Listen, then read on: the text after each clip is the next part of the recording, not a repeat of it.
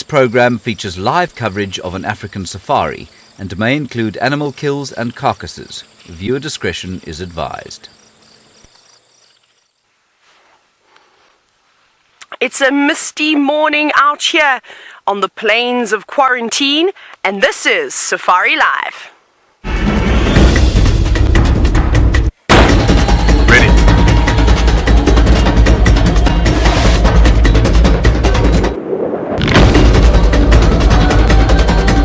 Standing by.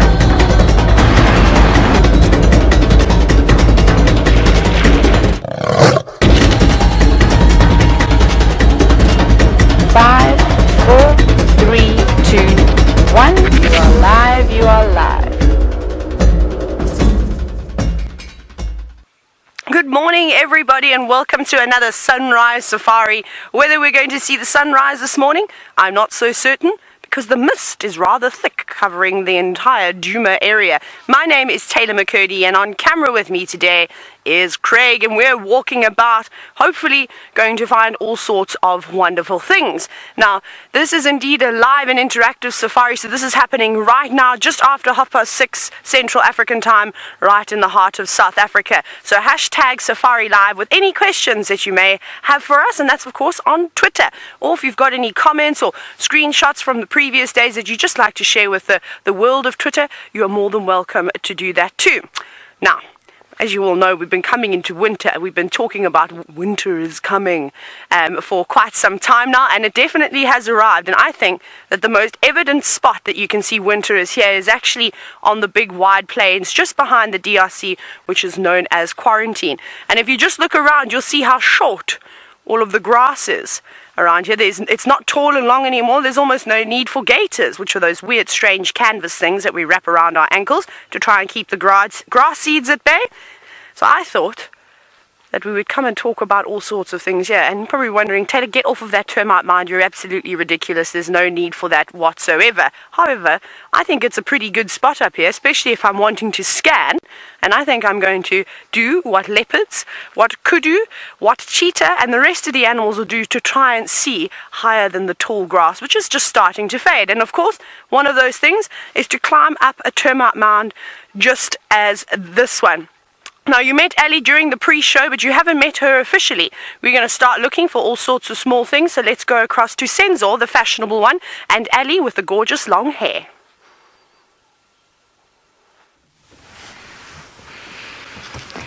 Welcome everyone. We are also very happy to have you here, trying to warm up in the morning sun in a very chilly African winter morning. My name is Ali, and on camera with me today I have got Senzo, who's very happy to say hello to all of you too. We have come into a junction in our lives pretty much because we are trying to listen out for any things that might be around. So particularly we heard lions calling in the distance, and they were not too far away from where we spotted them yesterday. So I just wanted to stop for a second and listen out, see if perhaps we could hear them again, because we heard them just as we jumped into our vehicles and started moving around. But it seems like they've gone quiet now. Haven't heard them again. There we go. Now I can hear them. Sorry guys, I'm gonna go just because I really want to try and get to them before they move around. Lots of difficult areas to maneuver around here. So I'm going pretty much by ear now. There is another vehicle that's following up on Shongile's last movements last night, in case you were wondering. And he's also going to let us know what's happening and if she's still around. So hopefully it'll be a good morning. Here's to hoping. Oh my god. Hopefully we won't turn into ice cubes in the process.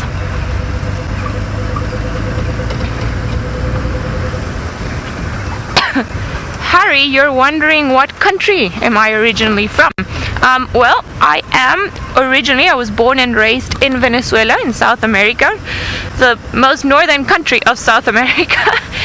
But my family is part Italian and part Latvian. So, and I live here and I love it. So I believe I am almost like a smoothie. I've lots of different things that have just been chucked in a blender, and that's how I came about to be. Ooh. Goodness gracious.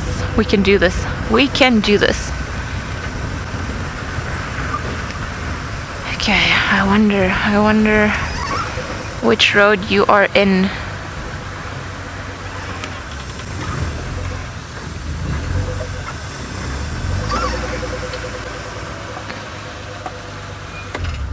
I don't know if...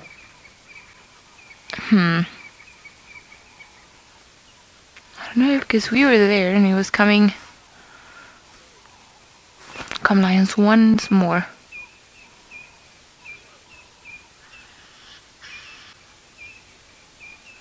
Sorry guys, I'm just trying to listen out for maybe lions roaring one more time.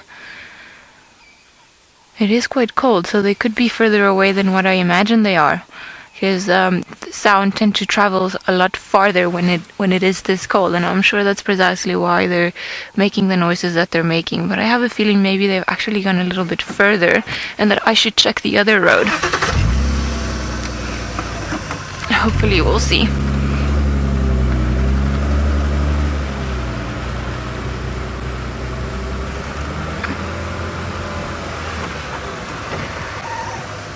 As you see, typical thing with lions, they love roaring early in the morning and just changing everyone's plans and confusing us all.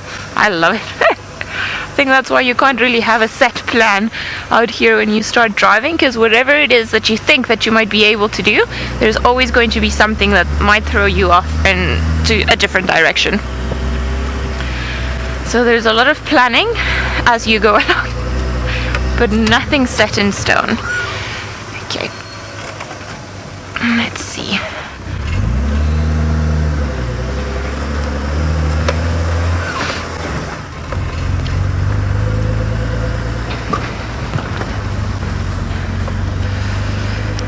Rex for Ali Rex. Rex, confirm you're somewhere around Central Vultures Road, that area.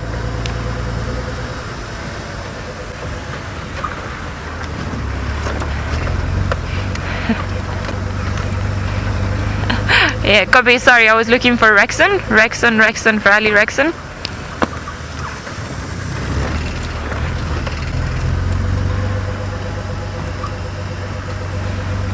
Okay, copy. I keep getting some Ngala audio. It sounds roughly from the area where they were in from. So I don't know if maybe you want to check around there, see if there's anything popping out from the block.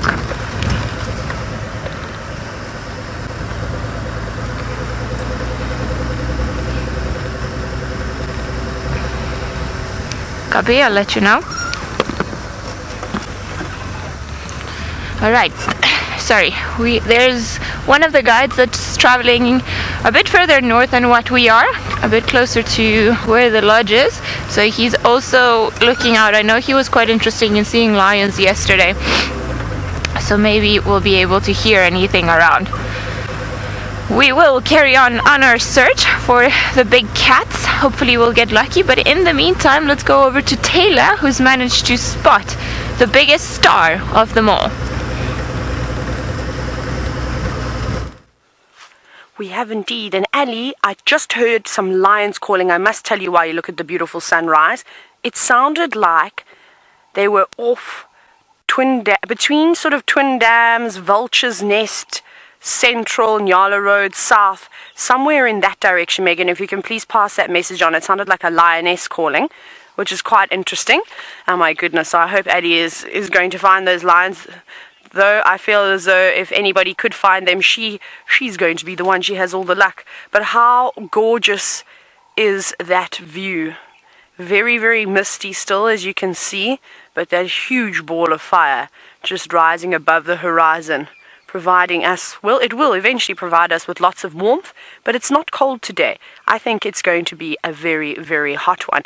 Now, there's a couple of other things that I would like to show you this morning other than the sun, and I don't know what we're quite going to be doing with our walk just yet. We're going to take it as it comes, but I did find something quite interesting, but it means we need to go to the other side of the tree, so follow me.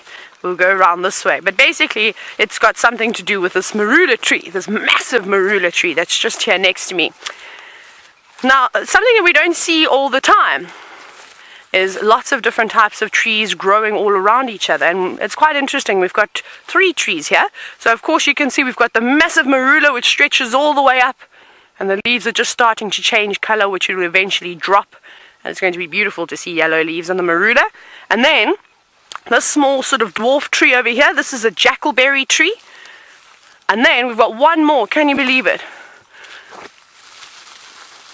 The guarri tree, my favorite tree, just because the leaves are so cool and it makes a wonderful rustling sound.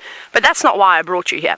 I wanted to talk about today, seeing as though we're not going to be seeing too many plants, because they're all going to be dying as we go into the winter months and the animals are going to eat them up.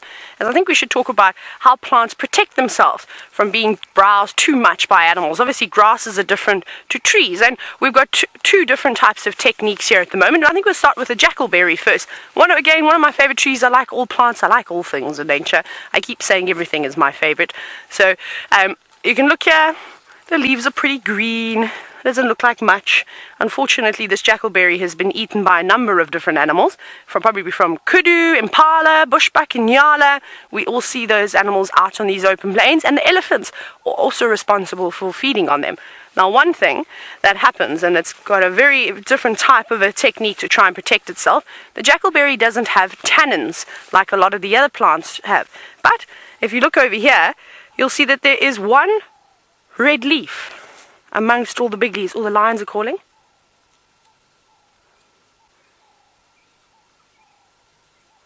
They actually sound like they're even closer now.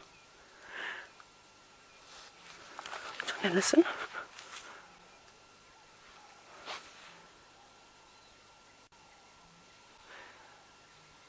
I think maybe Ali must come up Twin Dams Road. I don't know if they're in the drainage line, sort of that runs between Central and Twin Dams, but they're somewhere in that area, sort of, like I said, in line from Chele Pan, they're somewhere around here, so I'm hoping that that will help Ali a little bit. But if you tell Ali to switch off her engine, she might be able to hear those calls, and she's a bit further that way, so she'll probably pick up on them a little bit better. But let's go back to the tree. We'll leave the lion hunting to Ali. So we don't want to go walking in there. It's very silly knowing that there's a female with a little cub, so we're going to keep out of that area. So as I was saying, I'm so sorry, I keep getting distracted. And we've got this red leaf. Now, it's the youngest leaf out of the rest of them, and it looks like there's a fungi or something parasitizing this tree. It doesn't look particularly healthy, maybe even an insect or something causing galls, maybe a midge wasp, something like that. Anyway, this leaf is red like this, and like I said, it is the youngest one. It's got a chemical called anthocyanin in it, which actually changes the coloration of the leaf. So it confuses the animals. So an impala will come past you and go, oh, yum, jackalberry leaves, my favorite. I haven't eaten them in a week. And we'll start nibbling and we'll go, a red leaf? Nobody wants to eat a red dying leaf. Well, they don't really know that that's actually the tastiest one and the juiciest one. So that's how they protect themselves. They sort of camouflage, produces anthocyanin, and it changes the color of the leaf. And then the guarri bush, just over here, has got something slightly different. It's filled with tannins, as most of you know. Now, there's plenty of plants out here that have tannins to protect themselves, and the leaves are full of them. You don't really need to do much to stimulate the tannins, whereas acacia trees, sometimes you have to pull a couple of leaves or maybe break a branch here to imitate an animal before you get that very bitter taste. With a guarri leaf, you can pick one. Try pick one that doesn't have any bird feces on, otherwise that's not going to be fun. Pop it into your mouth. And straight away, I don't even have to chew it properly. I can literally just bite it a couple of times, and all the saliva in my mouth feels like it gets completely dried out. And that's not very nice. I don't really want to continue eating that plant. But what I did notice is Craig said to me a couple of minutes ago, can you eat jackalberry leaves? So I said, I don't know. So I took one. And I thought, well, we'll just do the taste test. I know it isn't a poisonous tree. And I went, and it's the most unbelievable flavor. And I got Craig to do it as well, to check with me. When you just bite down onto it, it tastes like you're eating the crunchy peanut butter. I kid you not. Not the entire time, but just a couple of bites is really nice. And so it's actually quite pleasant, especially after you've eaten a leaf like the guarri leaf, which is really terrible and makes your mouth taste horrendous. So there we go, something in case you have eaten something that doesn't taste quite nice. Take a jackalberry leaf, just bite down a couple of times, and well, you get a wonderful taste of peanut butter in your mouth, which is unusual. I don't know why it does that. Those lions are calling. They're constantly calling. Now, Michael, you're wondering, well, you're not wondering, you're commenting, basically. You're saying how amazing it is that 3 different types of trees can all grow in one spot without stealing each other's nutrients. Isn't it amazing? Now, I think what's happened here, I think this is maybe just not quite a coincidence, but I think it's just the soil on quarantine is quite good in terms of trees. It's a little bit sandy, but I definitely think that there's enough nutrients to keep them going over here. And I also reckon that this must be a good water table area. The fact that you found 3 different types of trees all growing closely together must mean that there's something in the soil that they like, whether it's specific nutrients or water around here. That's probably what has happened. But it is indeed pretty interesting. We normally see lots of different types of trees growing on a termite mound, so there could be a mound underneath this tree that just hasn't quite developed sort of quite high and exposed itself outside the ground. But as you know, Ali is still searching for lions. They keep calling, so I hope she can try and get you guys to hear them call.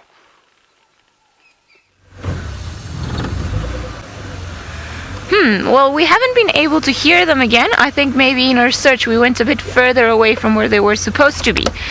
But we seem to have spotted a very interesting bird. So now I just want to double check because everything's quite misty. My poor binoculars are full of condensation and I can't really see properly. Let's see if maybe I'll be quicker than the camera. Challenge is on. Yes, it is indeed an African hawk eagle. This is one of the toughest birds around here. Let me just... We've actually managed to find a nest of them. There it comes, back onto the tree. Wonderful! Yay, I'm so excited! These eagles, we normally see them in pairs, and they are quite territorial. And what is really interesting about them is that they also don't like other types of eagles in their area. So a lot of the times animals are just territorial versus eagles that are of their same species, but this ones have a very low tolerance towards other ones, and I think maybe they're just a bit more active in my experience in chasing everyone away. And we've got 2 of them here. Clearly they're on a nest, and they are also cooperative hunters, so they'll go hunting together and just kind of confuse their prey as to what's happening and what they're doing. And a lot of the times the one will distract them while the other one is the one that gives them that fatal blow. That little mushy thing that you see there, you can see some of the... Yeah, there's a head. That is one of the eagles. Building the nest. Look at that. It's just brought back a few little pieces of twigs, trees, maybe some grass, and it's just busy building their nest. Hello. It's quite a tough thing to do, isn't it? I mean, imagine if you only had your mouth to build a house. I think that is unbelievable sometimes, the nest that these birds manage to make and manage to create. Wow.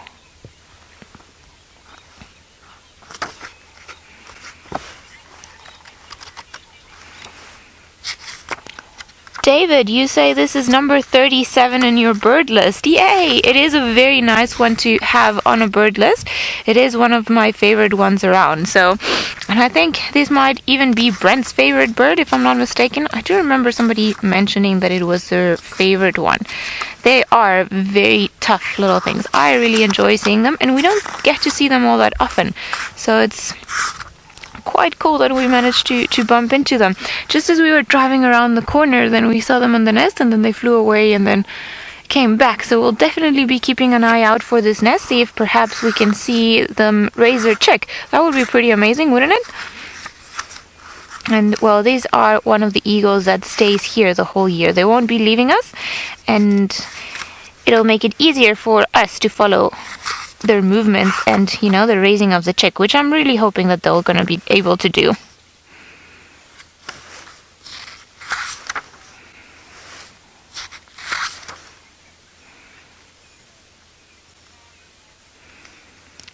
Laura Moore, you're wondering if this eagle hunts hawks or if it's just that's the name. As far as I know, that is their name. It doesn't necessarily refer to the fact that they love hunting hawks.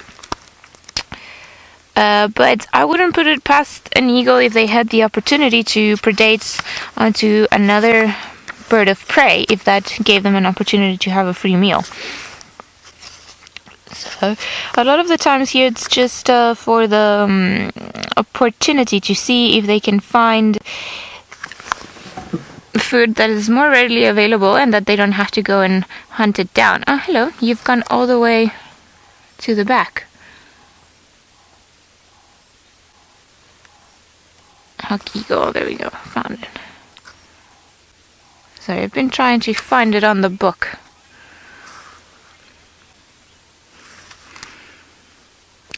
Michael, you're saying that you love how regal they look. I agree with you, and I think this one is very, very regal.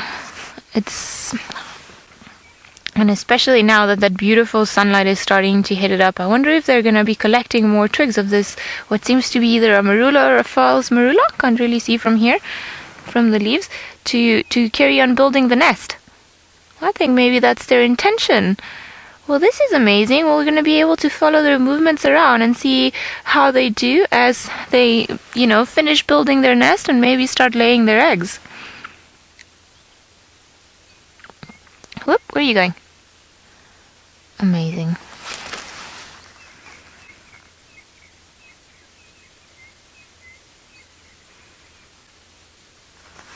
I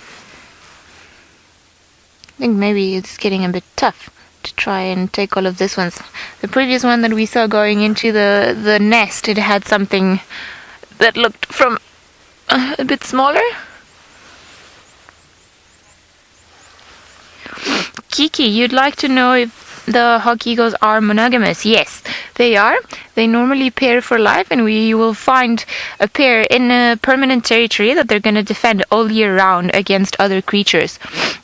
Or other eagles, other birds of prey. They're very ferocious, and the good thing is, I wouldn't be surprised if they actually return to this particular area to nest. And this is the regal pair of Djuma. Because I remember seeing them in other reserves, and they kept coming back roughly to the same nest every year. So I wonder. I think. Are you keeping an eye out on everything else? Well, clearly somebody's got a bit more into the task of building everything up and just putting everything together, while somebody else has maybe gone to look for more materials to build everything up. And these eagles will hunt, small birds of prey like francolins, guinea fowl, and other... Oh, off it goes. Right, I think we're going to leave these two to their nesting construction, and we're going to carry on, see if perhaps we do get lucky with some of those lions. I think they've gone a bit quiet, unfortunately, but let's see if there are any tracks. In the meantime, let's go to Taylor, who I believe is enjoying the sun to warm up. Maybe she's doing a bit of a mongoose morning, warming up in the sun.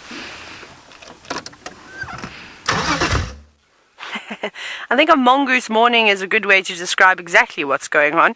Though, Ali, I haven't peered my head out of a termite mound just yet. Perhaps we'll start digging, and I'll see if I can do that a little bit later. But the sun has now sufficiently risen in the sky, and it's created the most gorgeous sort of orange colors on the mist that fills the drainage lines. Which that's sort of the area where Ali's driving in, and that's also where the lions are. So, Ali, if it's difficult trying to track lions down, never mind trying to find them in the mist. So good luck with that this morning, but I'm sure that you'll be successful. And if I hear them call again, I'll let you know so that you can switch off of your engine, and hopefully they'll lead you straight there. It's definitely the girls that have been calling. I haven't heard a big roar from a male just yet.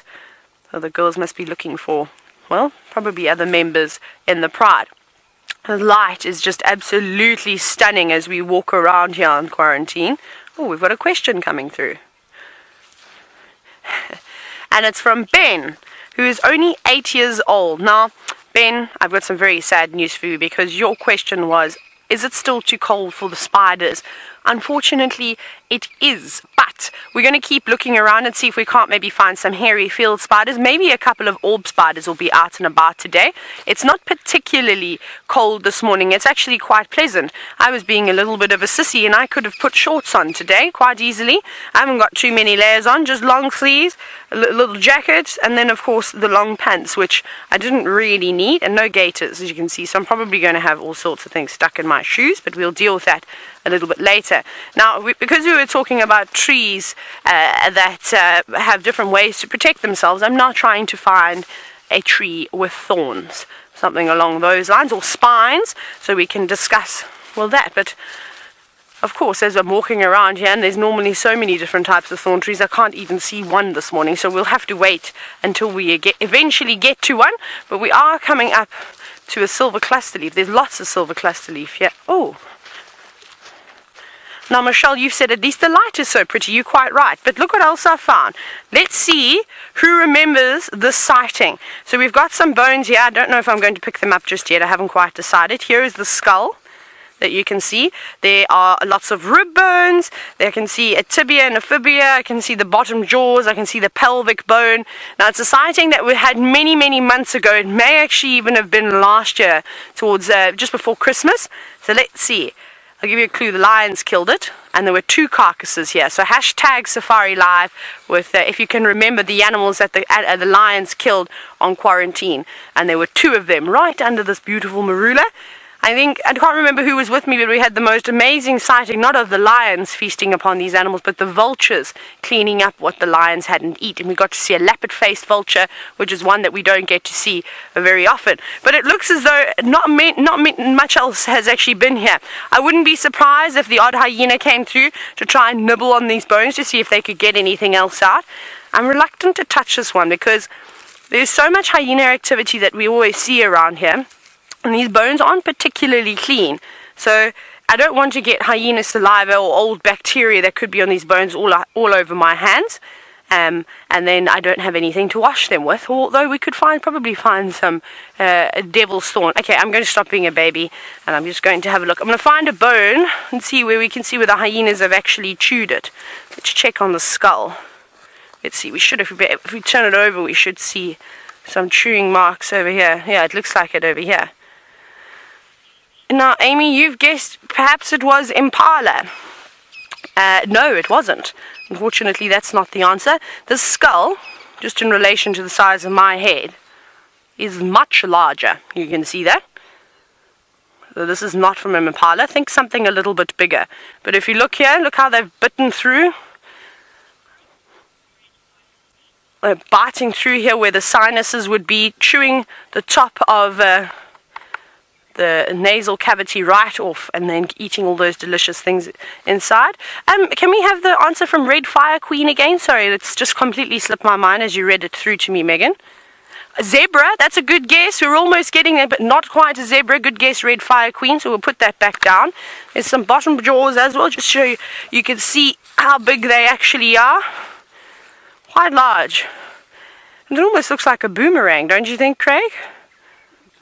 Could be an African boomerang, maybe. I'm obviously not going to throw it because that would be very distasteful. Oh, there's a spider for you, Ben. Where'd you go? Now, Ben was asking about spiders. Let me see if I caught it. I did catch it again. Geeky, you said a giraffe. Now, think a little bit smaller than that. Around the zebra was the right size. Can you see that little pink spider in there? It's tiny, tiny, tiny, just above my finger. It's curled itself in there. Ben, I hope you're still watching because I found it just for you. Can you not see it? You got to. Now, Craig, can you describe it to me? Because it is so small, it's almost impossible to tell what it is. I'm just trying to turn it to get a different angle. Ben, this spider is very, very scared. You see how it's sort of tried to creep up into the tiniest crevice that it could creep in. It's trying to hide away from me. Now, it obviously made its home on the jaw of this particular animal, which we're still trying to work out. We've had guesses so far. We've had giraffe, zebra, and impala, and those 3 unfortunately are incorrect. Now, Yoli, you're wondering if it was perhaps a warthog. Unfortunately not. Again, the skull, we'll see if we can find a warthog skull. It's a lot broader, there are lots in the tent, and you'll see where the tusks have come out too. Spider, where did you go? The spider has moved, and then I felt it on my hand. But I think it just did, see the drop and tumble technique. See, I think that's what happened. It's gone now. It's not on me, but I definitely felt it crawl on my fingers and drop to the ground. So I'm so sorry, Ben. I don't know what type of little spider it was. It looked a little bit like a sack spider, but completely the wrong color. Sack spiders are normally a little bit dark, lighter in color, more cream color, and then they also have very, very dark mandibles, sort of black in color. So that's how you identify the sack spiders. Ooh, we're getting there. Now, Critter, you are saying either a kudu or an inyala. We're getting there. We're almost getting there. So you guys are missing one animal. There's one other animal that we see quite often up on quarantine. They're a little bit shy. They always run away from us. Now, Green Eyes, you've said wildebeest. Almost. It's sort of around the same size as a wildebeest, but it's not a zebra. It's not a kudu or an inyala, impala, or a giraffe. So what else is it? We'll do one more guess and see if we can figure it out. I don't think Megan actually even knows this either. Amy, well done to you. Big round of applause. You got it correct. Amy says waterbuck. So you're 100% incorrect in saying waterbuck. That's exactly what happened here. One morning we had heard lots and lots of commotion. We came up into quarantine and there were no animals whatsoever. And then we discovered that the lions had killed 2 waterbuck. It was a mom and her little one and her calf, and then they devoured them. And like I said, the vultures came through. They pecked at most of what's left of this carcass. The hyenas would have come through. There's evidence of them chewing on the bones too, and it still remains here in the long grass, and we're only being able to see it again now that the grass is of course dropped, because we didn't see it at all in summer, and I walked through here many times. But we're going to go and find something now that I can wash my hands with before I put them in my mouth and in my eyes. Ali seems to have taken a break to have some coffee.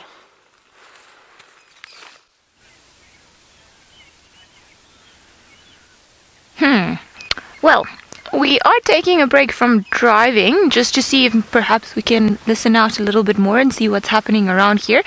It's us and Rexon trying to see if perhaps we can find the lions. But there are no trucks coming onto the road. We've actually just driven past the last spot where we saw the rest of the pride yesterday, because when we finished the show yesterday, Amber Eyes and the Cubs were not with the rest of the pride. So I think they're somewhere inside this drainage line, but it's a very crazy area. So unless we've got something to go on about, I don't really know how else we're going to be able to find it. I mean, this is just me guessing that this is potentially the area where they were calling from this morning. I think there is a possibility that she is still keeping the youngster in there, and well, it's a bit still too young for that little one to keep up with the rest of the pride. So I wouldn't be surprised if they all went back. Perhaps the older cubs wanted, their new toy and something else to play around, but sometimes it's good just to stop and listen out around you.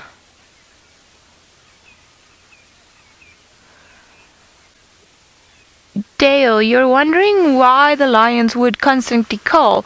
Well, they do it for a few reasons. That's their voice. That's how they communicate with one another. How they find perhaps if they split up and they go in all sorts of different directions is a good way of then getting everyone back together.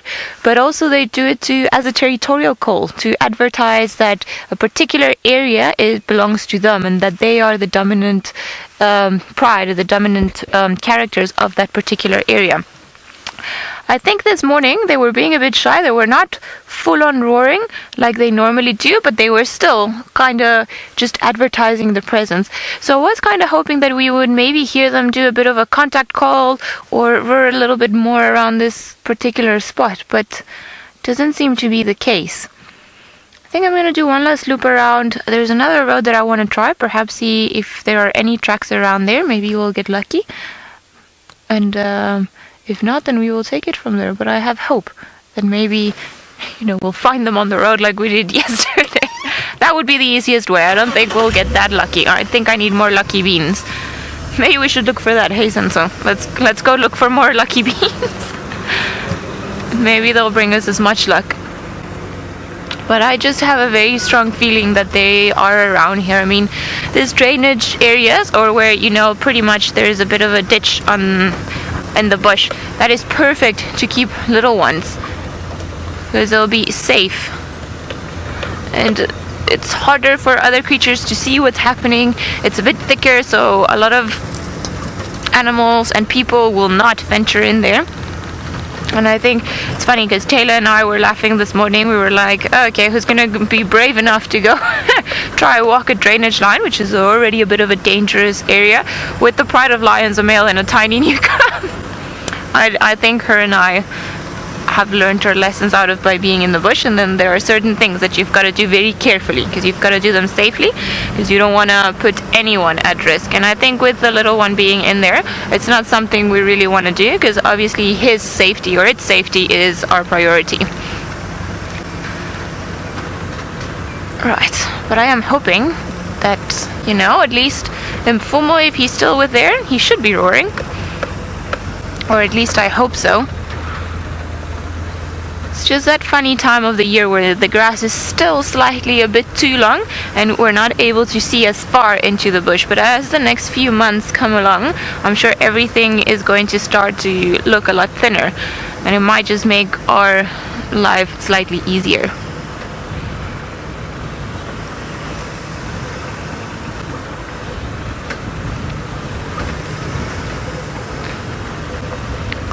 Let's see. My earpiece is falling off. Little diker running around. Let's see if perhaps we can have a look. Nope. Gone into the bushes. Ah, there we are. To our left. That. Gone. Gone. We tried.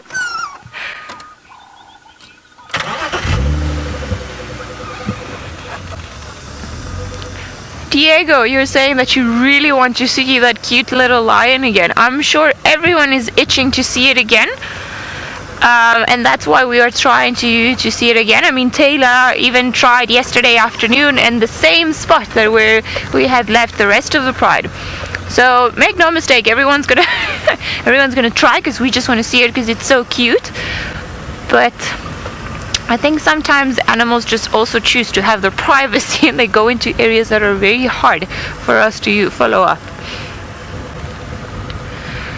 Let's not give up hope yet. There might be somewhere around. I know Rexon says that there is an old den site that he wanted to check. So maybe he'll have a bit more luck. Let's go to Taylor, who's washing her hands, and I wonder if she managed to create her own soap.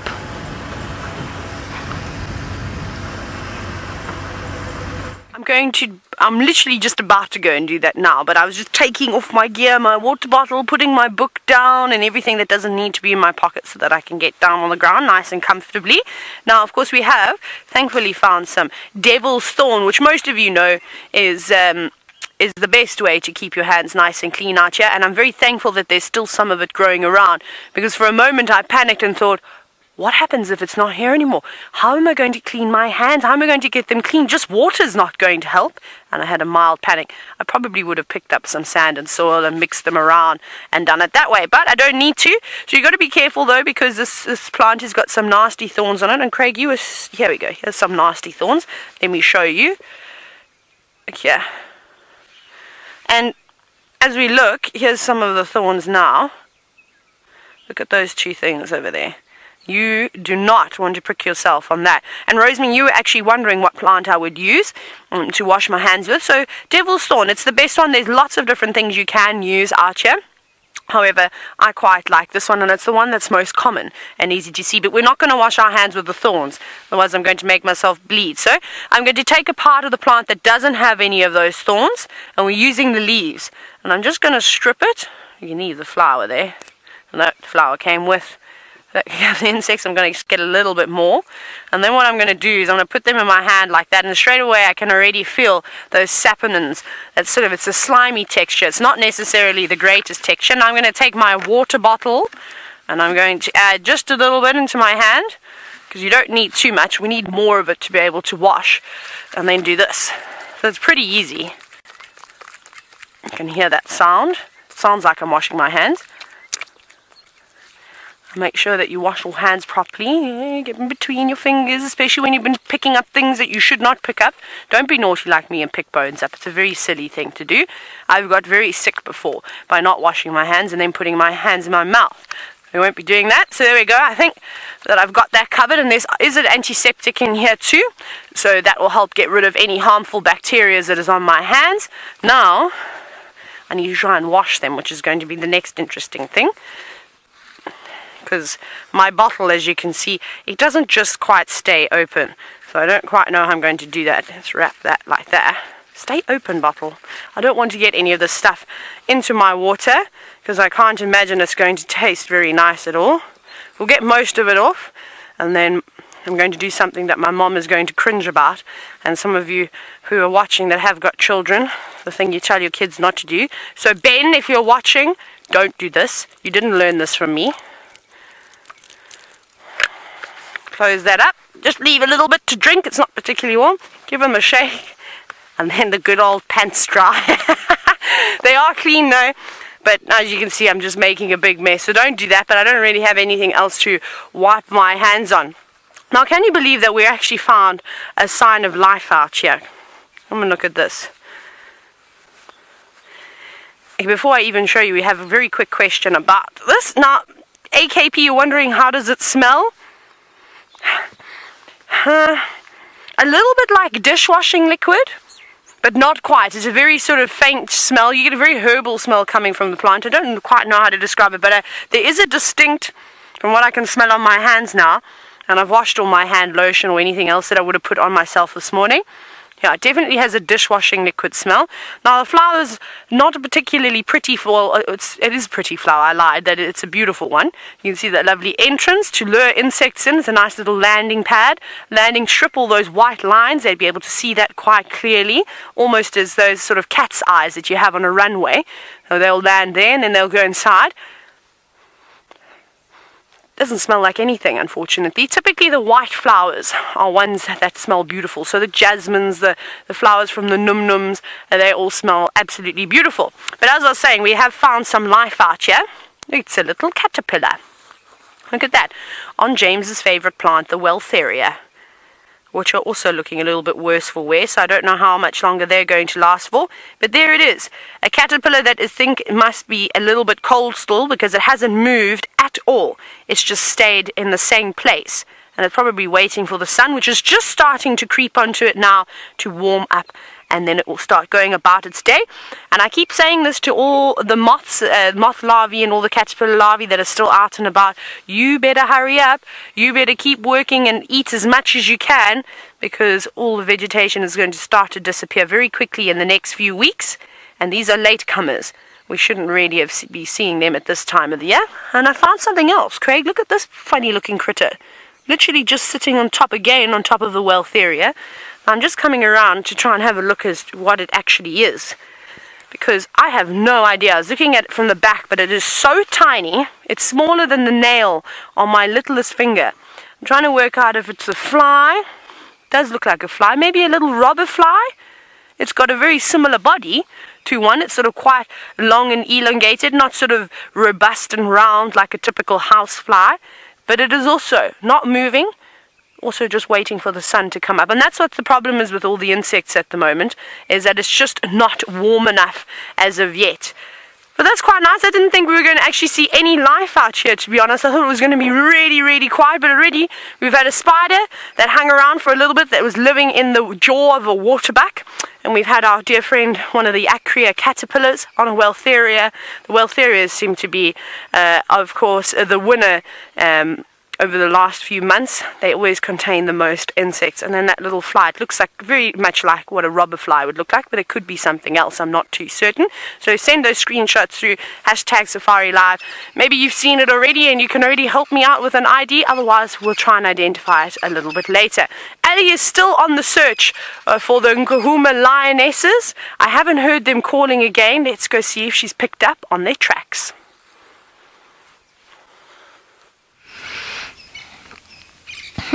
No, we hear a lot of francolins going crazy all around us, but no lions. We are in the same spot where we left them yesterday when they went into the bushes, but nothing.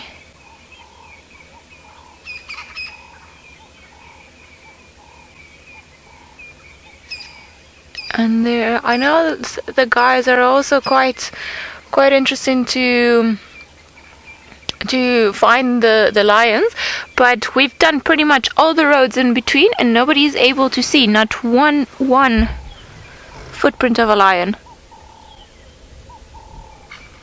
And I mean, 5 lionesses, 6 cubs and 1 male. You can imagine if they were to cross a road, we would be able to see them somewhere, because that's a lot of tracks. Multiply that by 4. And I'm sure there's somewhere in here as well, but the problem is it's such a long area and such a big block that, and if they are sleeping down like they were yesterday, it'll be so hard to see them until you're pretty much on top of them. I'm not losing hope. I think maybe we'll give this area a bit of another try. I was just hoping maybe that we could see. Yesterday those little cubs were playing around and making quite a bit of noise, so I was hoping maybe it would be if the adults are not roaring anymore, not making big contact calls, that they would be the youngsters that would give their position away. But it seems like maybe not.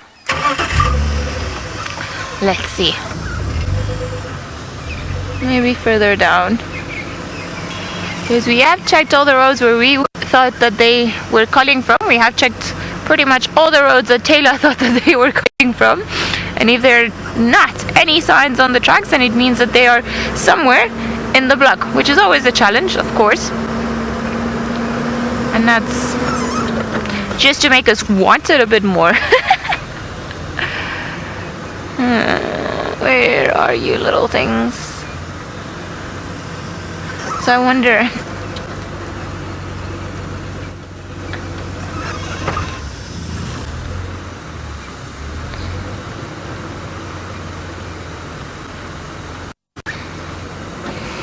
Okay, Taylor's giving us some suggestions about another road that we could try. I think that it might have been the same one that Rexon wanted to check earlier on. So before we go anywhere, what is that? I'm gonna try and get hold of Rex, see if he's checked it already. Sorry, it just looked like something funny over there. I just want to go back and double check. Very likely, knowing my luck today, it might be a termite mound or a log. It is a log, hey? Yeah. Okay, well, we have tried. Let's see. They are definitely somewhere in here. But let's have a look. Let's not despair. I mean, if we do manage to find them at some point, either today or tomorrow or this afternoon, then I'm sure the reward will be even bigger. Sometimes you've got to really want something to get it.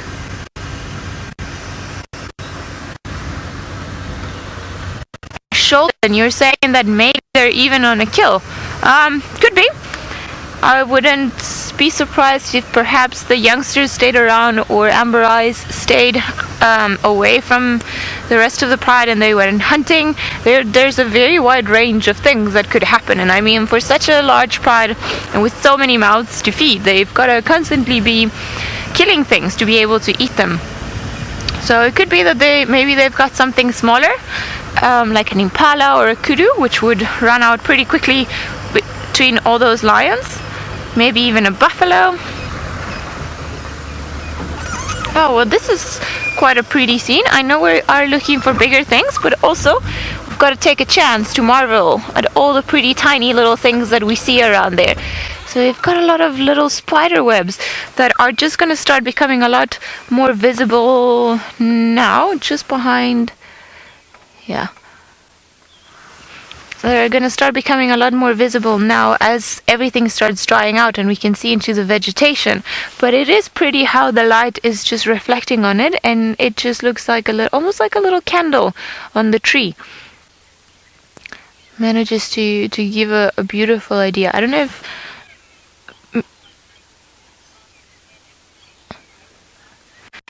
Ben, you were asking Taylor earlier on if there were any spiders up and about. Well, some of them are still up and about, going to be too active, but look at how many there are. I mean, I can count 1, 2, 3, 4, 5, 6, 7, 8, about maybe 10, 15 different little pockets of spiders. So they are around, just but because it's so cold and not too many insects are around. A lot of them are either in their early life stages and they're only going to come out as adults during the summertime, or they're hibernating. It's not that easy to see a lot of the smaller creatures that we tend to enjoy a lot during the summertime. But in mornings like this one, because it was quite misty this morning, so there's a lot of moisture up in the air and up and about, so they reveal them. It's almost like they're helping us see them a little bit better. And it's quite funny because often you're walking in the bush and you're just like, oh, it's winter, there's nothing, and you come home full of all sorts of different spider webs. I'm not too sure if I can see the spider web or the spider in there, so I think maybe let's just carry on and see if perhaps we can find a web that have them in there. But if there wasn't any spider around, there probably would be no web, because why waste all that energy and just leave it hanging there if they're just not going to come back? I like it how it looks. It looks pretty. I think some mornings it is just stunning the way you're driving around, and then because of the golden light in the morning, which is a lot softer than in summer. I think during the summer the light is very, very harsh. Then you see all these pretty little pockets of gold just everywhere, and on the trees, on the grass, and it's very beautiful. Right. Any lion tracks here? No.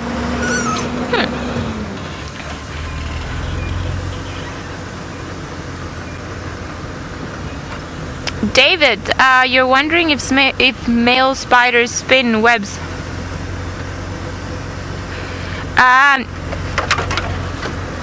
Sorry, I'm just...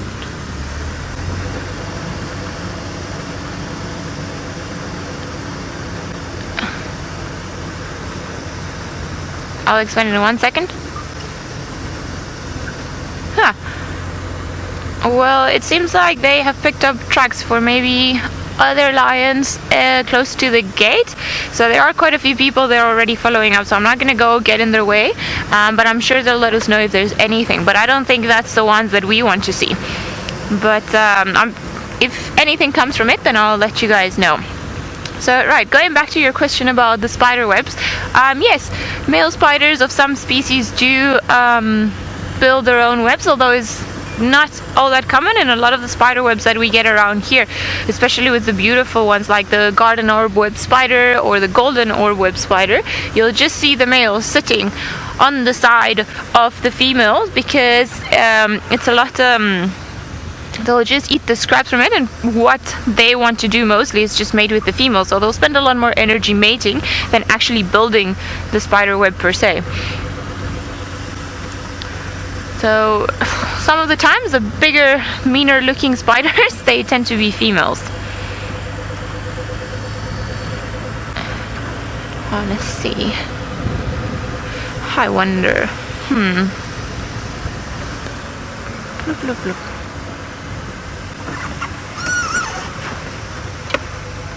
Okay.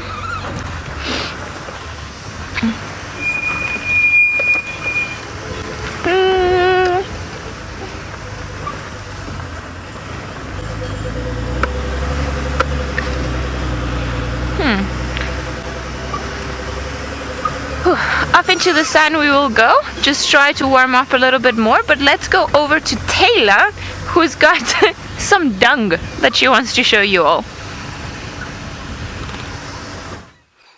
We are going to play everybody's favorite game today. Are you all ready for another Who's Dung It? Basically, that's what we're going to be playing. We're going to try and identify, well, dung, I suppose, animal dung. And first off, we're going to do 3 different types of dung. So we'll 1, 2, and 3. So we're going to start off with number 1. So I hope you're ready. And remember, hashtag Safari Live with all of your answers as well. So let's have a look at it very quickly. So here's one set of dung. Now, there's sort of 2 piles and they look quite different, but they are from the same animal. You can see these ones are quite joined together. Look at that. Lots of it. That should help you. This should give it away straight away. So that is dung number 1. Are you ready for dung number 2? Everybody had a good look? Had a good look? Okay. Here is dung number 2 on the ground. That's an easy one. That should be very, very easy for all of you to guess. It's little, but don't let it fool you. And then we have to do a little walk for the next one. We're going to look at this dung over here, this pile. What could it be? So you've seen 1, you've seen 2, and this is dung number 3. So get those answers through. Hashtag Safari Live on Twitter, and then hopefully we'll be able to figure out who has left all of this dung behind. I know it's going to take a little while, of course, for some of you to get your answers through. So let's just walk over to this little shrub while you all think. Everyone is thinking. I wonder who is going to get all 3 right. We haven't had a triple threat before for quite some time where one person has managed to get them all correctly. But maybe today will be the day. Now, seeing as though we've been talking about lots of plants today, and we're out in quarantine and the insects are a bit slow, we're going to look at this beautiful plant over here, which is the square raisin. Now, it's got a very, very sort of rough leaf to it, which is quite nice. However, this tree was used as a torture mechanism for young naughty children in the area. So if you have a look at the bark, you can see that it is really, really quite square. Look at it. See how angular it is? And it's a very hard wood too. This part is a little bit dead though, so I broke that off easily. But what they would do, thankfully, I can't snap this one, let me see, is that what they would do with the kids is basically, if they were naughty, perhaps they weren't listening in class, or they did something silly at home, or you were just playing around with your friends. Maybe you did something along those lines. But essentially, you would weave the stick through all of your fingers like this, and then your mate would push down as hard as they could, and squashing your bones onto those hard, harsh, angular shapes on this piece of branch, and it hurts like you cannot even believe. So you've got to weave it. It's not particularly comfortable, but that is the whole point. And then you would do something like this. But normally it's both hands. So normally it would be a long branch and you'd do that, and the other person would squash down. So it really does hurt. I actually hurt my health just a little bit. So there's a little torture mechanism for the naughty children in this area. Obviously it's not really done anymore, but that's what used to happen. My tracker always used to tell me stories. That was his worst punishment. And if he knew that he was going to get that, that he would behave himself. Right, so there's some answers coming through. Let's see. What do we have?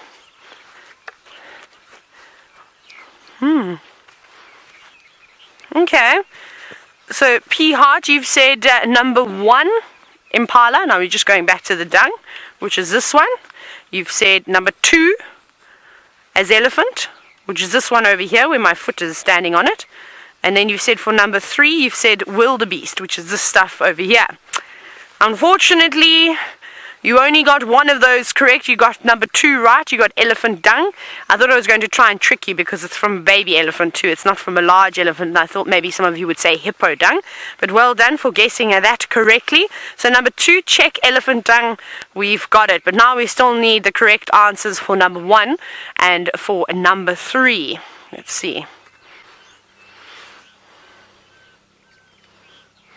Ooh, Jay, you have done a sterling job this morning. You've got all 3 of them correct. You said number 1, wildebeest. Number 2, elephant, which we have established. And number 3, warthog. Very, very, very well done. So let's start with number 3, seeing as though we're looking at it now. See, they've just sent a helicopter up into the sky. The anti-poaching helicopter flying about this morning. It'd be difficult for them to see though because the mist hasn't quite lifted. But anyways, let's look down here and tell you why this is warthog dung. Now, it can be quite confusing because this looks like it's from an adult female just because of the size, or it could be from a younger male. and it does look quite a lot like zebra dung, particularly the dung that's behind us. Craig wasn't so convinced when I said to him, no, that is warthog dung, because it is very large. But remember, male warthogs can get rather big too. They can weigh in excess of 80 kilograms and sometimes even larger than that. So you can imagine the size of dung that they're able to produce. But it is just grass in here. At this time of the year especially, it's pretty fine. They've got a very good digestive system. I'm not worried about touching it because they are herbivores. But you can see, look at this. There's nothing else in there but just grass. So that's what they're feeding on, and particularly grass roots as well. They use those hard sort of inner, or that sort of cartilage that's on the ridge of their nose. It's very firm, and they use it as a spade, and they'll actually dig at the ground, sort of like dung beetles do with their little heads too. They also nudge at the dung and separate it that way. Warthogs will do the same, push the grass over, and then devour the whole thing. Now we need to go to the wildebeest. Here's the wildebeest dung. We'll very quickly do this. I know Ali has got a bird. Wildebeest dung, it can look a little bit different in shapes of forms. It depends on how much water they have in their diet. Often when they have got a lot of water, the dung becomes quite sticky and then often joins up like that. You can see it quite nicely with eland dung. We don't really see eland in this area, but the largest antelope in the world. And the one way to differentiate between sort of them and kudu dung, because sometimes it can look a little bit similar, and wildebeest dung, is that eland dung has this membrane, this very, very wet membrane, if you find it wet, that you can see all over the dung. So this is wildebeest, but it also comes out, of course, a little bit loose like this too. Now, before Ali's bird flies away, hopefully she still has it. I know she's sitting with a hornbill. Which one? I'm sure she'll tell you.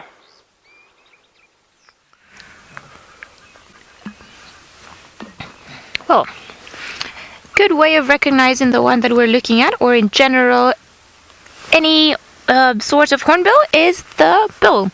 So you see it's quite bright and yellow, so this is a yellow-billed hornbill. What you doing? Well, when we arrived, so there's actually two sitting on this tree, and you may wonder why they're sitting on a dead tree and they're doing everything that they're doing.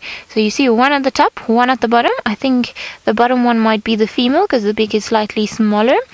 And they're just pretty much waking up, getting their morning routine started. So they were making their call a few moments ago. You know, it's quite funny because they put their wings up and it's almost like they're about to fly, but they don't really. And then once they were done with that, then it's the morning bath, pretty much. So that you can see just how thorough they are in cleaning all their little feathers, making sure everything is in place and looking quite clean and healthy. And if they find any little mites or ticks or... Oh, thank you.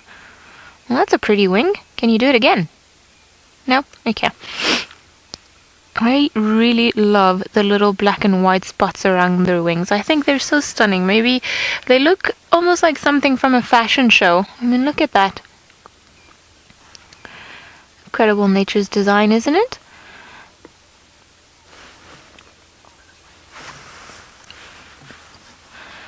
There we go.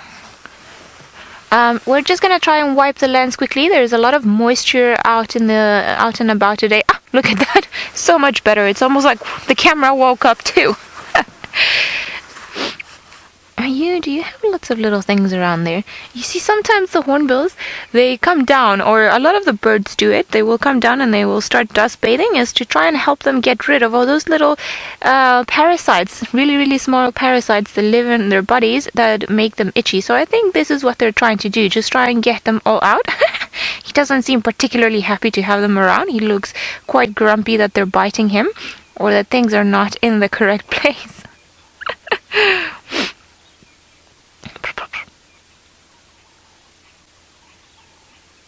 I hear some hornbills calling in the distance, so I wonder if that's going to make this particular one start calling. So I really love the call that they make, and they look so funny, and sometimes it's almost like they sound like a zebra. If you hear them from quite a distance, I know this sounds very unreal that you'll be able to confuse a hornbill's call with the one of a zebra, but you do. Especially when they start making certain funny noises. I know it happened to many rangers that I know.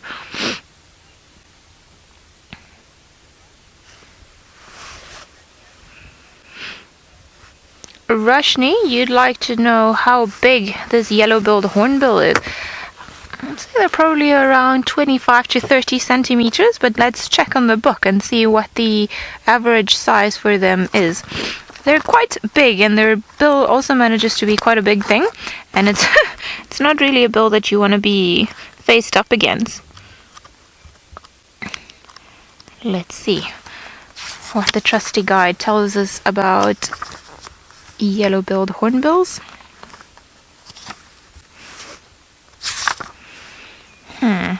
Oh, so I thought they were smaller from what I can see. 48 to 60 centimeters, so very big birds, the southern yellow-billed hornbills, whereas the red-billed hornbills, they are slightly smaller, maybe 38 to 45 centimeters. Oh. Are you cleaning your tail feathers now?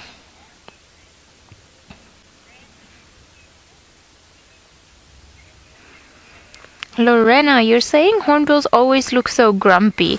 I think I have to agree with you sometimes, and shame, it's not their fault. It's pretty much the way that they're born into.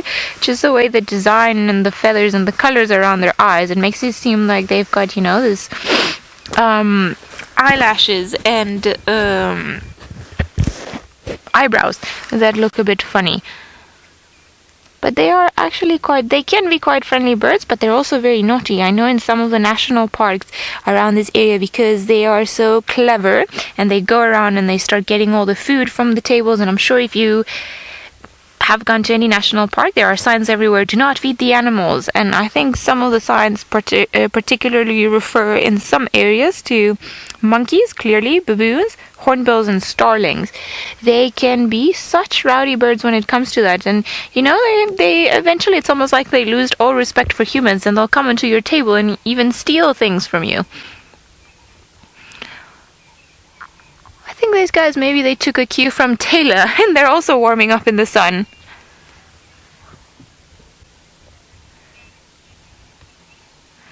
Cindy, they do consider birds to be some of the most prehistoric creatures that there are left in the world. So I think this looks like a tiny little T-Rex.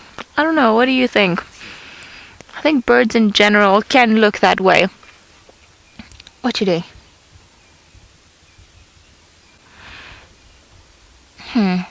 Almost, you see, they're using their beak to comb their feathers and just make everything prettier.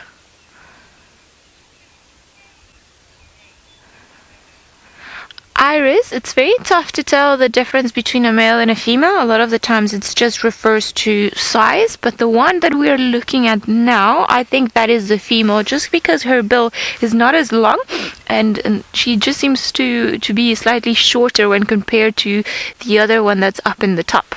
The other one, the second one, that, you know, the commander up there, that's the one that I believe to be the male. His beak is a lot bigger, and he seems to be bigger overall. So I'm pretty sure he's the male out of the two, or out of the pair that we're looking at. That is a funny angle, isn't it? Looking quite funny, cleaning all its feathers.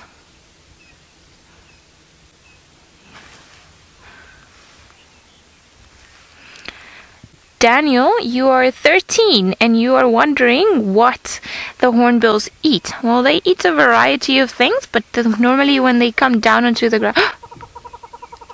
Oh, no! I wanted them to make the call for us.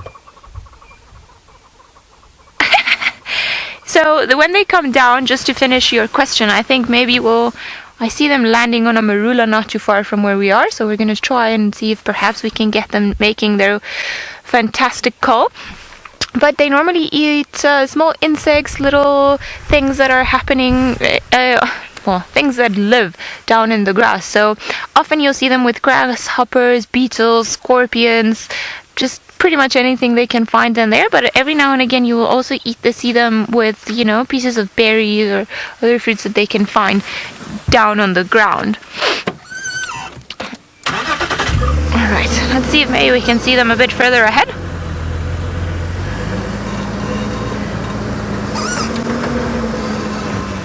William, you're wondering how many eggs they lay. On average, I would say 1 to 2. and they lay them at the start of the rainy season. And what is very interesting about this particular species of bird is that they will go and nest in a hole in the tree, which is pretty common for all the birds around. That's no news. But what they do is that the female will seal herself inside of the hole. So there's a little hole here, and they will leave just a little gap, and the male is going to come and bring the food to the female, and the female is going to be inside, and she's going to lose all her feathers. She's going to change them to somewhere to her new feathers. She's going to molt. And if the male dies, you can imagine that it could probably mean that the female will not be able to survive, and neither will the chicks. So they cover the entrance of this hole with mud and feathers and pretty much anything they can find, but mostly mud. And once she's ready and once the chicks hatch, then she's going to break open and she's going to fly away. And then the chicks they're going to cover all of that mud or recover everything, the door that's been broken open, and then they're going to start flying out. But it's going to take them a few weeks just to manage to be able to get their fledglings to become independent and move around. I think all of the ones that we had that left already during the summertime, they're adults and they're probably looking for pairs of their own moving out in the bush. But these ones that have flown away yet again are pretty much going to be on their own, or they're going to be in a pair, and they're going to be together for the rest of the season. And then once the summertime comes, then that's when they're going to start hopefully becoming parents again and have their little chicks. Alright, I think our birds have decided that they are tired of us, so we're going to carry on and see what else we can find.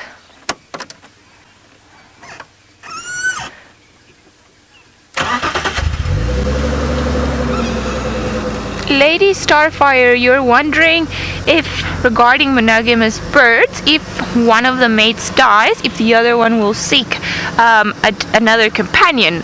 Yes.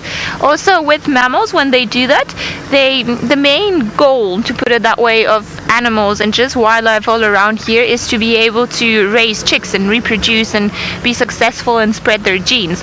So if the pair dies, likely it's, might take them a little while because they could be a bit rusty in terms of wooing the new females, but they will normally seek another mate just to be able to then raise a new set of youngsters.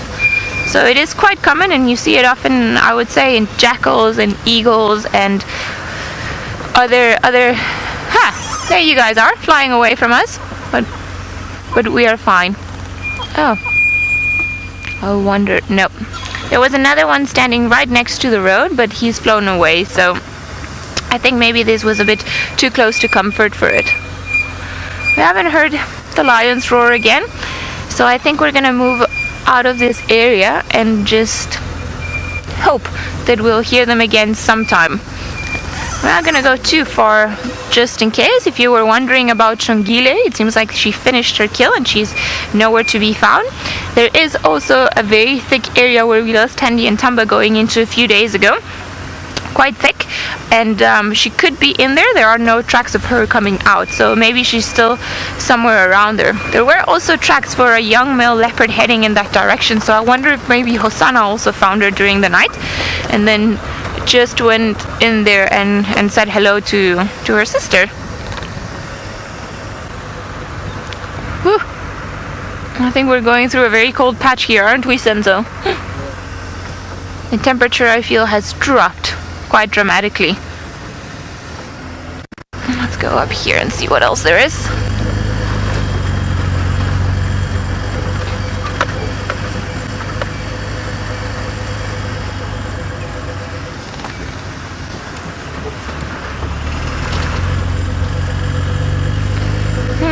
Seems like hornbills and Taylor have one thing in common. Let's go find out what it is.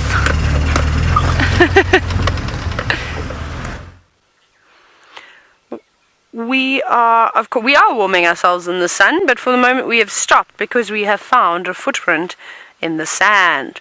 We have found leopard tracks just up on the edge of Quarantine.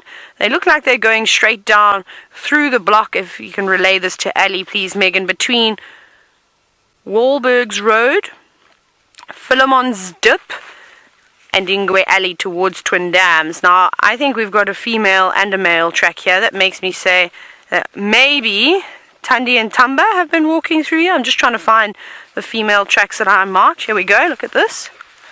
Just over here in the sand. Looks like from early this morning perhaps. But there we go, you can see the pads just at the back of the foot and the 4 toes that we get to see. That's the female track, not particularly big. But I want to show you the male track, which is much larger. Craig found these ones. Here we go, look at this track here. Here's a big one. See how much larger that is? Oh, let me go this side so I don't cover it. But in comparison to my hand, not quite as big as what a lion track would be, but fairly large and much bigger than the other ones. But not too much bigger, so that's what makes me think that it's maybe an adult female and a young male leopard that's walking. And the only ones that we know that have got female tracks that are sort of that size say to me that it's an adult female. And the knees aren't as big as what they should be, but they're very broad. So maybe Thandi and Tamba. I think it won't be Shadow's cub. She's got a little girl, of course, and she's much younger. So I don't really know. I'm just speculating now, just trying to figure out who else has got a young male cub in terms of leopards at a side. And there really isn't anybody else, barring Thandi and Tamba. So this is quite interesting. Now, they go into a very thick block. They go straight down to the area where those lions are. So I'm very reluctant to go walking into this spot. I don't want to find ourselves in a stick of trouble unnecessarily and interfering with, of course, the leopards and lions. But I do want someone to come and follow up on these. So hopefully Ali will call them in on the radio, and then we'll get Rexon and Taxon, whoever else is driving, maybe they can come and have a look. We want to make sure that we did mark them clear enough. They should see all our footprints there and the scrape marks we left on the ground. Otherwise we can just come back this way and of course tell them where it is. Right, let's do some tracking. Let's see who else has been wandering around here. But how interesting. We didn't hear any soaring or anything along those lines. Just those lions calling this morning. And it looks like those leopards came from down this way. We can actually see there's tracks here. This is the one set. And going this way, and there is definitely another set moving through here. There's also lots of see, there's the set, there's the one set that looks like the male now, and here's the other set of tracks here. And that's impossible for a leopard to walk with this wide of a space between it. So that's why I think that there are 2. And this was very fresh. So Megan, just want me to repeat which way I think that they're going. So Megan, they're basically on the eastern corner of Quarantine at the junction with Wahlberg's Road and Philemon's Dip. And they are going straight east. So in the block between Wahlberg's Road, Twin Dams, and Ingwe Alley, the Jigger Road, sometimes they call it, going straight down that way. But again, that's where those lioness roars were coming from. So for us on foot, I don't think it's a very clever idea. But perhaps the guys in the cars can go around and check Twin Dams, check Ingwe Alley to see if anybody has maybe popped out. And if they haven't, then we know that they're in this block somewhere, which will be quite exciting. So there we go. This is very, very interesting. So well done, Craig, Eagle Eyes, for spotting those tracks. Very nicely done. And it looks like they've come from the west as well probably down in this drainage system.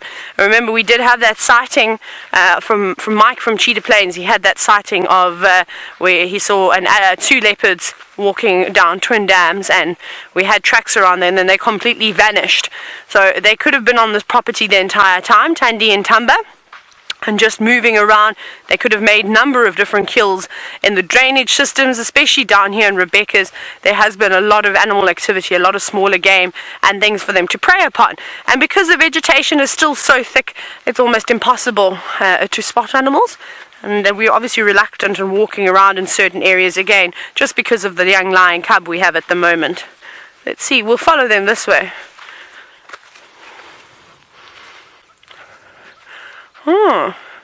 Now, Mr. T, you're wondering if I thought that a fully grown female leopard would be able to bring down a fully grown male warthog. It'll be a difficult challenge, because I've seen many warthogs turn around and chase leopards away, but I think it's definitely possible. If Thandi can bring down a fully grown female waterbuck, all on her own, then I think a warthog is most certainly possible. However, I think that the warthog would be a bigger challenge than a female waterbuck. Warthogs are feisty, they're armed with the big tusks. Male and female have got the big tusks, which is just an adaptation of teeth, of course, that are exposed like that, and they will use those to, of course, gore at anything that tries to get them, but also they're quite quick off the mark. They've got a very good acceleration speed, just as leopard do, so they can charge quite heavily at such a short space. And I don't think I'd want a fully grown warthog male that weighs in excess of close to 200 pounds charging at you with weapons like that. It's enough to chase me straight up the tree. And like I said, I've seen it a number of times. It's something that guides have seen quite often. They take on a bit more than they can chew. But speaking of leopards, let's go and see what Ali's up to and if anybody's going to come and follow up on these tracks. Well, we hope some of them is going to try and follow up. But in the meantime, we found another rare bird that we don't get to see all that often, and I'm quite excited about it. Seems like we have found a Shelley's francolin. Don't be shy. Oh, I think they are being quite shy.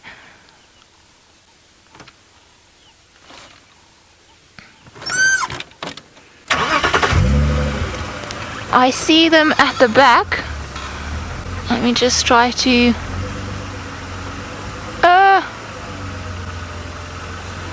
No! Carry on walking onto the top of the termite mound. Come on, we want to see you. Let me just go. There we go. Managed to see it in between the bushes. They are somewhat common, but we don't see them all that often, and I'm super excited to see them. I haven't seen them on Djuma before, and I know where I used to work at Lion Sands, we only heard them a handful of times in an area that looks somewhat like this one, very, very thick, and the grass is very long, and that's the area that they like to be in. So in case you were wondering, this is what they look like. This little one over here, very distinctive white throat that we were looking at, and that's where it was pretty much busy moving all around. Very pretty, aren't they? So they are slightly different from the crested ones that we see often, which is this one over here. So you see this one has a white patch just on top, and the throat is not as long. And then the Shelleys, lots of orange. So you see all of the orange around here.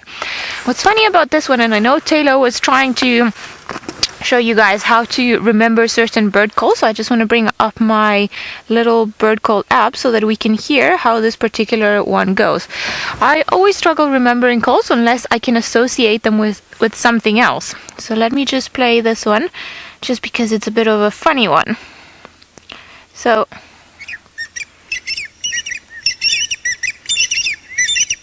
I'm going to so I'll drink your beer, I'll drink your beer, I'll drink your beer. And that was the way I learned how to remember the Shelley's francolin, because we hear it a lot more often than when we actually see it. So I was very excited to see them down the road. Well, it seems like this road has proven to be a very good road for birds. Who would have thought so? Got the hawk eagle, we had some wonderful time with the hornbills, and now with the Shelley's francolin.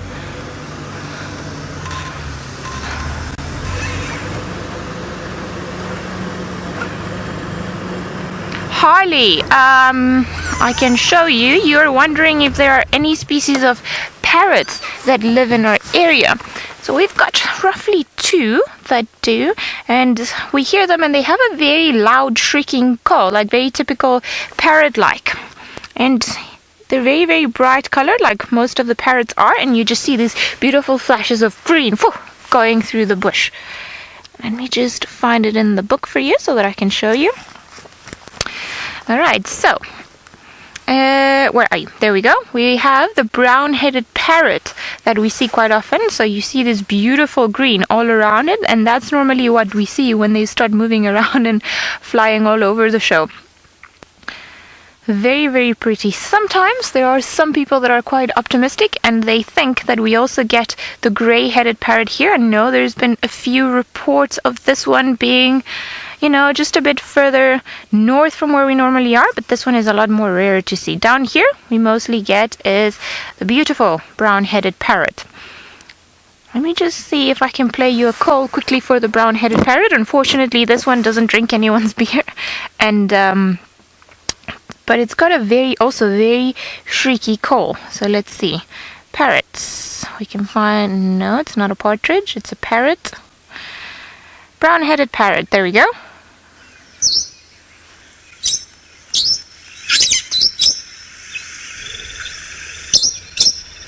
So you see, very high-pitched, you know what, maybe I was a parrot in a different life, because I know I have a very high-pitched voice, and I've never thought of it. Maybe this was just destiny for me to find out.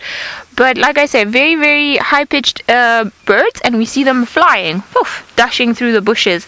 And they'll often eat little berries on the trees and fruits, and I've also seen them eating the thorns for our acacia. That was a very strange sighting. I couldn't quite figure out why they were doing that, but they seemed to enjoy them. They were definitely going at it. I don't know if maybe there was something inside, living in the inside of the thorn that they were after. I wouldn't be surprised if they were. Right, let's see if perhaps any of our spotted friends are coming out.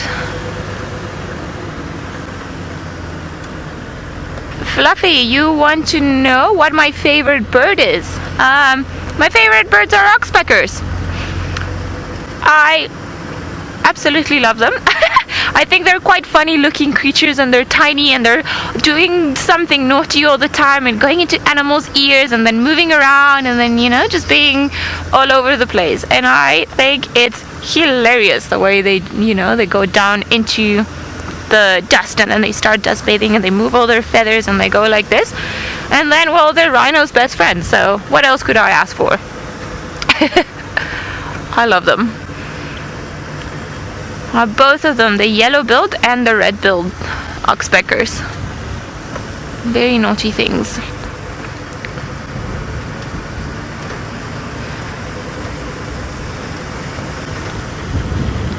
Let's see.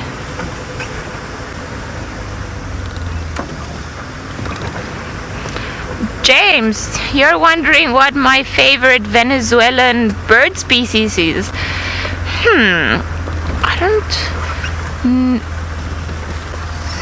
I think my favorite one is a bird that I used to see a lot. It's quite a common species. It's a raptor. I'm not too sure what the name for it is in English. I heard it recently and I thought it was like, oh, well, that's quite strange. But I will have to send you a photo later and just show you which one it is. But it's called, we call them at least in Venezuela, the cari cari. So I think the name of it was something like the red-billed eagle, or the something along the, I can't remember what the name in English was, and I apologize for that. But it looks almost like a cross between a hawk and a fish eagle. Something, it's a bird that lives mostly along water areas, and it's got a flat top of the head with a white line, and then very long beak, red beak or yellow, well, it depends on where you are, and maybe about this big. So I think that's my favorite one. We do also get lots of different species of trogons, and if you are a keen birder, or I don't know if there's ever been an arena trogon shown in the history of Safari Live, they're very hard birds to spot. They are beautiful, bright colored creatures. Let me just show you everyone as well what they look like. And in Venezuela, where I am, we're actually quite lucky, and we've got lots of different species, very, very colorful, beautiful little things. But I think maybe the cari cari I associate with what do you call them, with good childhood memories, because they were all over areas where we used to go of camping when I was growing up.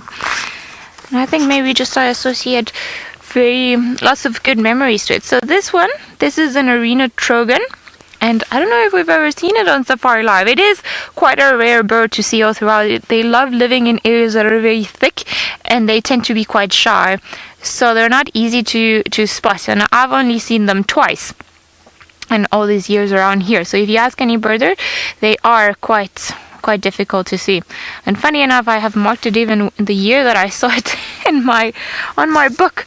So you see, a lot of the times if you're birding and you have your own birding book, which mine was hijacked by Tristan for a little while, what we do is you just write down the place where you saw the bird and then what year. So I was very excited and I clearly marked it by 2 because I think it was in the space of 2 weeks that I see them in 2 different areas. So I saw them in the southern part of the Sabi Sand in 2012 and I haven't seen one since. So it's been a while. This gives you an idea of how rare that bird it is. Okay. We are going to a different area to see if we can spice up our luck, but let's go to Taylor, who's got all the ants in the world for you.